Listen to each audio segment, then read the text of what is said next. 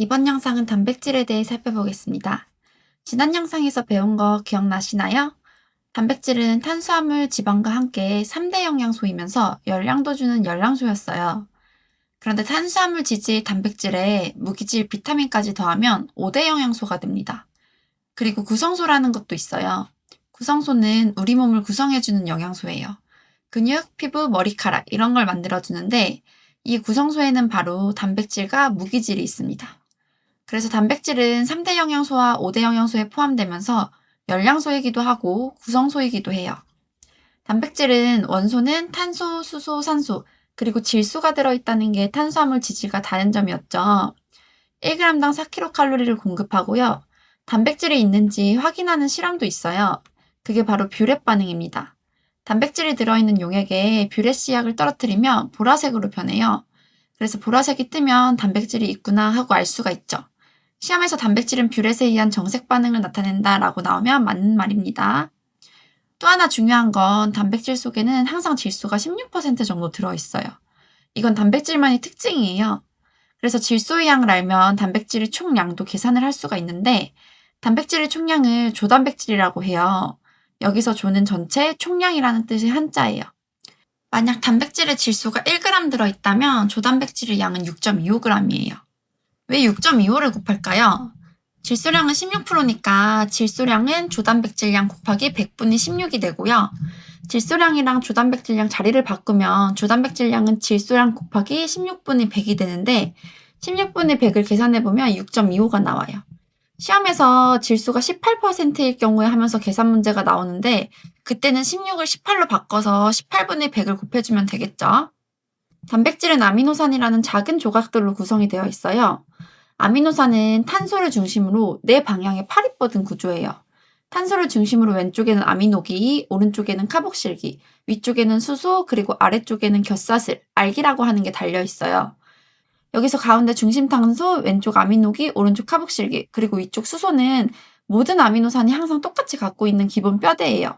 만약 시험에서 단백질은 분자 중에 아미노기, 카복실기를 가지고 있다라고 나오면 분자 구조까지는 몰라도 맞는 말이라는 건 꼭 알고 계셔야 합니다.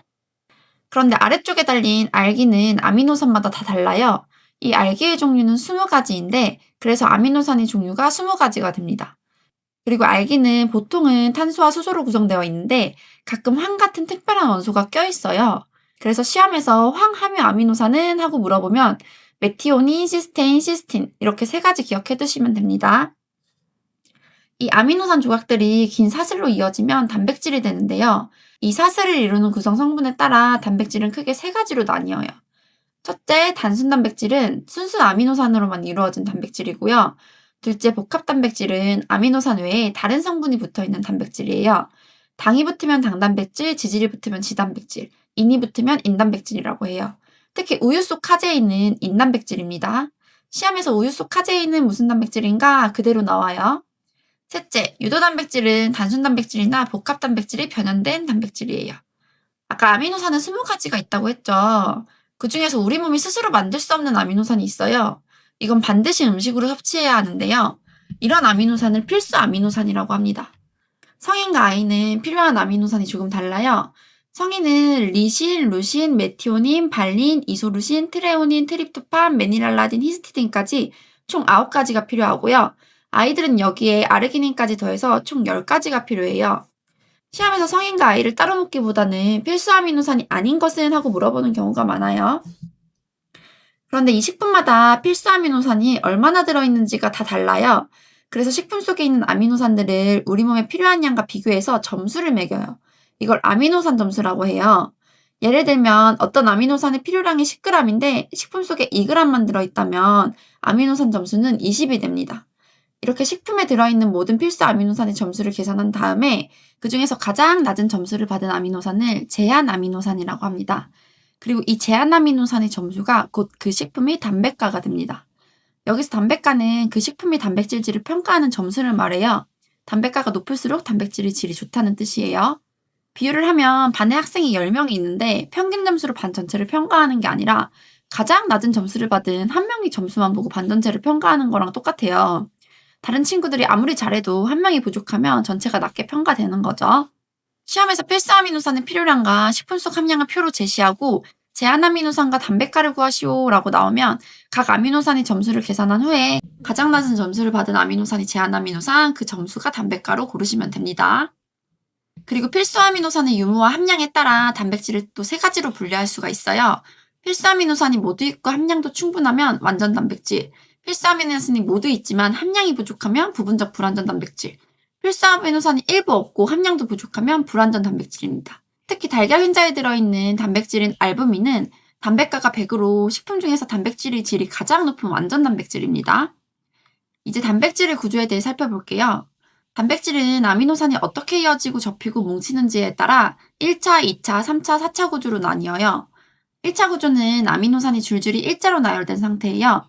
이 아미노산들이 서로 손을 잡고 이어질 때 생기는 결합을 펩타이드 결합이라고 하고, 이렇게 펩타이드 결합으로 이어진 긴 줄을 폴리펩타이드 사슬이라고 해요. 그런데 줄이 길면 가만히 서 있기 힘들잖아요. 2차 구조에서는 이 줄이 접히거나 꼬이거나 병렬로 배열되기 시작해요. 운동장에서 친구들이 손을 잡고 빙글빙글 돌거나 두 줄로 나눠서 병렬로 서는 것처럼요. 줄이 점점 더 길어지면 어떻게 될까요? 운동장이 부족해서 공중에 뜨거나 바닥에 눕거나 또 이리저리 접히고 구겨져서 입체적인 모양이 돼요. 이게 바로 3차 구조예요. 마지막으로 4차 구조는 우리 학교 친구들끼리만 있는 게 아니라 다른 학교 친구들이랑도 손을 잡고 팀을 이루는 거예요. 즉 여러 개의 단백질 덩어리가 모여서 하나의 큰 단백질을 만드는 구조입니다. 이제부터가 중요해요. 이렇게 이어지고 접히고 뭉쳤던 단백질이 외부 환경에 따라 풀릴 수 있어요. 이걸 단백질 변성이라고 합니다. 단백질 변성은 열, 산, 염기, 염류, 그리고 휘핑이나 반죽 같은 기계적 작용으로 인해 2차, 3차, 4차 구조가 풀리면서 단백질의 성질이 바뀌는 현상이에요. 여기서 중요한 포인트는 산소와 저온은 변성이 직접적인 원인이 아니라는 점이고요. 또 하나는 단백질 변성은 2차, 3차, 4차 구조가 풀리는 거지 1차 구조는 변하지 않습니다. 그럼 변성이 일어나면 어떤 변화가 생길까요? 달걀을 삶으면 어떻게 되죠? 투명하고 흐르던 흰자가 하얗게 굳고 단단해지죠. 이게 바로 열에 의한 단백질 변성이에요.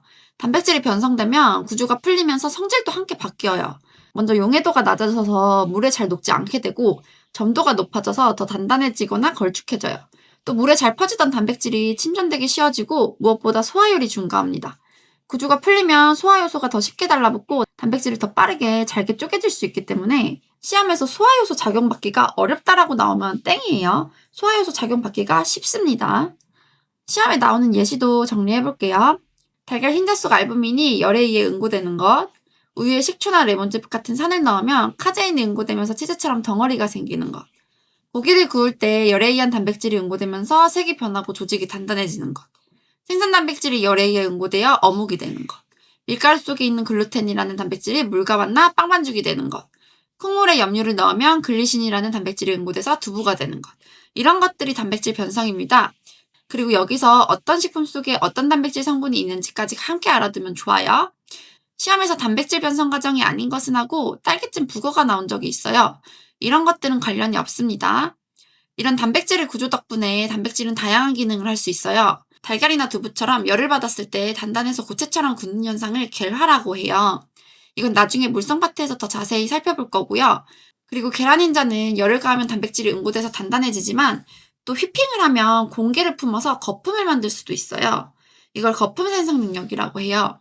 반죽을 또 생각해보면 밀가루 속 단백질이 물과 잘 결합해서 쫀쫀한 반죽이 되죠. 이건 단백질의 수화성입니다. 그리고 단백질은 기름과 물이 잘 섞이도록 도와주는 유화성도 가지고 있어요. 예를 들어 마요네즈는 달걀 노른자 속 레시틴의 유화를 도와주지만 노른자 속 단백질도 함께 작용해서 기름과 식초를 잘 섞이게 해줍니다. 기출문제 같이 풀고 마무리할게요. 단백질에 관한 설명 중 옳은 것은? 정답은 1번이에요. 인단백질은 인이 붙은 복합단백질이에요. 2번 당이 붙은 건 당단백질, 3번 지방이 붙은 걸 지단백질, 4번은 유도단백질에 대한 설명인데 핵단백질은 핵이 붙은 복합단백질이에요. 너무 쉽죠? 다음 문제. 불고기를 먹기에 적당하게 구울 때 나타나는 현상은? 정답은 1번. 고기를 구울 때 단백질이 열을 받아 응고되죠. 이게 바로 단백질 변성입니다.